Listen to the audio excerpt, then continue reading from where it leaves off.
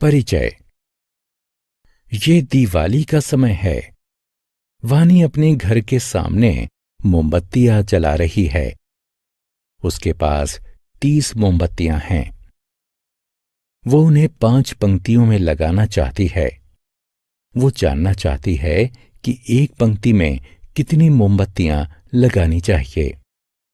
वो जल्दी से गणना करती है और प्रत्येक पंक्ति में 6 मोमबत्तियां लगाने का निश्चय करती है।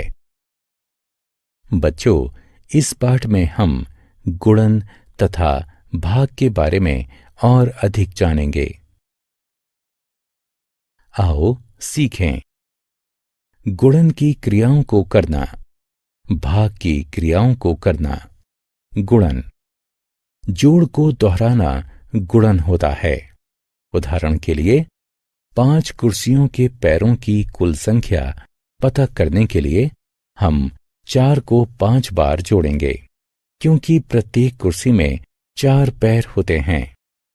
4 जमा 4 जमा 4 जमा 4 जमा 4 बराबर 20। अन्य शब्दों में, संख्या 4 में संख्या 5 का गुणन करने पर 20 प्राप्त होता है। हम इसे इस प्रकार भी लिख सकते हैं कि 5 गुणा 4 बराबर 20। गुणन के लिए ये चिन्ह लगाते हैं। पहली संख्या 5 गुणक कहलाती है। दूसरी संख्या 4 गुण्य कहलाती है और गुणन का परिणाम गुणनफल कहलाता है। गुणन के गुण। आओ अब हम गुणन के कुछ गुणों के बारे में जानते हैं। इन बिंदुओं को देखें। ये 3 पंक्तियों में हैं। प्रत्येक पंक्ति में 5 बिंदु हैं। हम बिंदुओं की कुल संख्या कैसे पता लगा सकते हैं? जी हां, हम 5 को 3 बार जोड़ते हैं। दूसरे शब्दों में, हम 5 गुणा 3 का आकलन करते हैं। हम इसे ऐसे लिख सकते हैं: 3 गुणे 5 जो कि 15 होता है। आओ हम 15 बिंदुओं के विभिन्न विन्यासों को देखते हैं। सभी बिंदुओं को 15 बिंदुओं की एक पंक्ति में लगाया जा सकता है।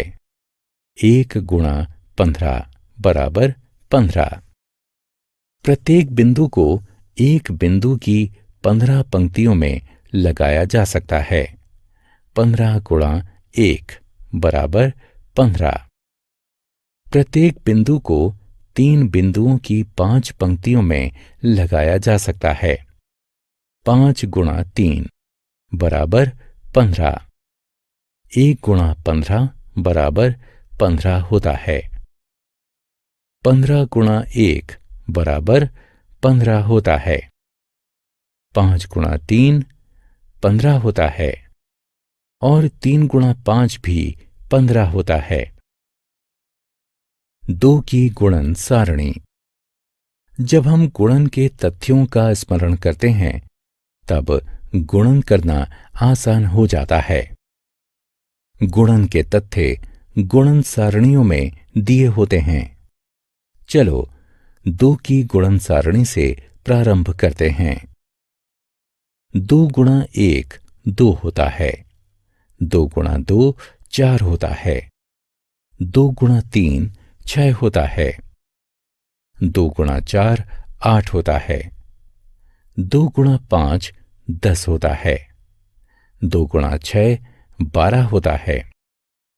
2 गुणा 7 14 होता है।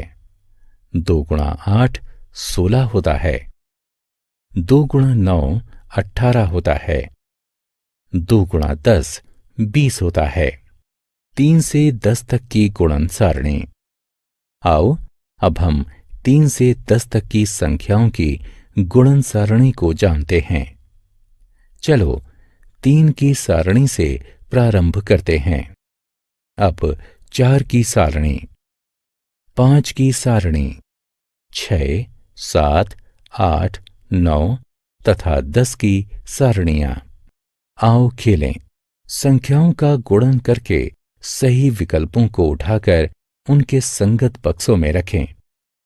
एक अंक वाली संख्याओं का गुणन। एक फल के कटोरे में 6 सेब रखे हैं। इस प्रकार के 13 कटोरों में कितने सेब होंगे? इसका उत्तर पता लगाने के लिए हमें 13 का गुणा 6 से करना होगा। 13 को 10 जमा 3 के रूप में लिखते हैं। 10 और 6 का गुणा करते हैं। इसके बाद 3 और 6 का गुणा करते हैं। फिर दोनों को जोड़ देते हैं।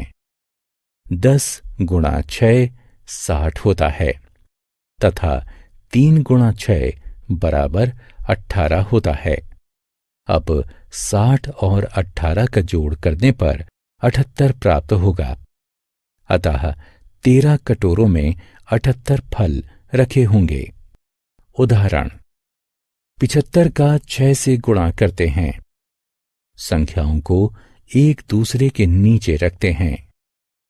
5 का 6 से गुणा करते हैं। 5 गुणा 6 30 होता है। 6 के नीचे 0 तथा 7 के ऊपर 3 रखते हैं। अब 7 का 6 से गुणा करते हैं। 7 गुणा 6 42 होता है। 42 और 3 को जोड़ते हैं।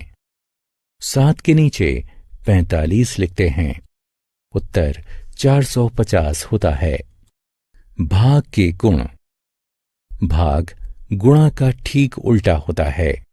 ये घटाने की प्रक्रिया को दोहराना होता है। आओ अब हम भाग के बारे में और जानते हैं। इस चित्र को देखें। बगीचे में 24 गमले हैं। अगर माली बगीचे में रखे गमलों को 4 पंक्तियों में लगाता है तो बताइए प्रत्येक पंक्ति में कुल कितने गमले होंगे? आइए हम चरणबद्ध तरीके से इसे देखते हैं। प्रत्येक पंक्ति में 6 गमले होंगे। आइए देखें कैसे। माली पहली पंक्ति में 6 गमले लगाता है। अब उसके पास 18 गमले बचते हैं। वो दूसरी पंक्ति में 6 गमले लगाता है। अब उसके पास 12 गमले बचते हैं। वो तीसरी पंक्ति में 6 गमले लगाता है। अब उसके पास 6 गमले बचते हैं। वो चौथी पंक्ति में भी 6 गमले लगाता है। अब उसके पास कोई भी गमला नहीं बचता है। अन्य शब्दों में 24 घटा 6 घटा 6 घटा 6 घटा 6 बराबर 0 होगा। माली ने 24 गमलों को 4 पंक्तियों में बांटा है, जिससे प्रत्येक पंक्ति में 6 गमले रखे हैं। हम इस स्थिति को ऐसे लिख सकते हैं। 24 को 4 से भाग देने पर 6 प्राप्त होता है। ये भाग का चिन्ह है। संख्या 24 भाज्य है, 4 भाजक है तथा 6 भागफल है। उदाहरण, 18 लड़कियों को एक बस में बैठाना है। एक सीट पर 2 लड़कियां बैठ सकती हैं। तो बताइए कि बस में कम से कम कितनी सीटें होनी चाहिए? चलिए देखते हैं। सबसे पहले तो लड़कियों को 2 के समूहों में बांटते हैं। कुल 9 समूह बनते हैं।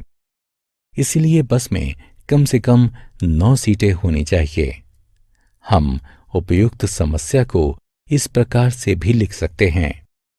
18 भाग 2 बराबर 9। आओ खेलें। संख्याओं का भाग करके सही विकल्पों को उठाकर उनके संगत बक्सों में रखें।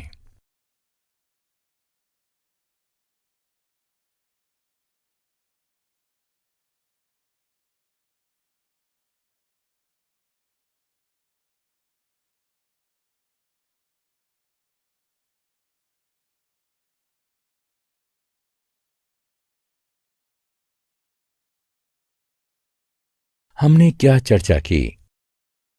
जोड़ को दोहराना गुणन होता है। गुणन वो होता है जिसको किसी संख्या से गुणा किया जाए। गुणक गुणन करने वाली संख्या होती है। गुणन का परिणाम गुणनफल कहलाता है। घटाने को दोहराना भाग होता है। भाज्य वो होता है जिसका किसी संख्या से भाग किया जाए। भाजक भाग करने वाली संख्या होती है। भाग का परिणाम भागफल कहलाता है।